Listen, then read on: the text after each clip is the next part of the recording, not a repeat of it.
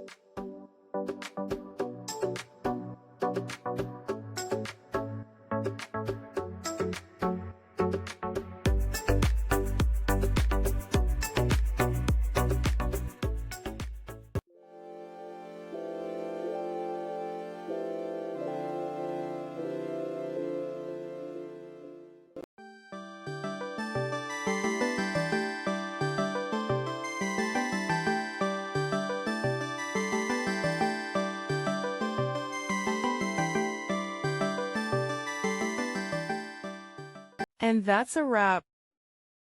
I hope you found the answer you were looking for. If you did, take a second to hit that subscribe button. It really helps out. And let me know in the comments which solution worked best for you. See you next time in the debug zone.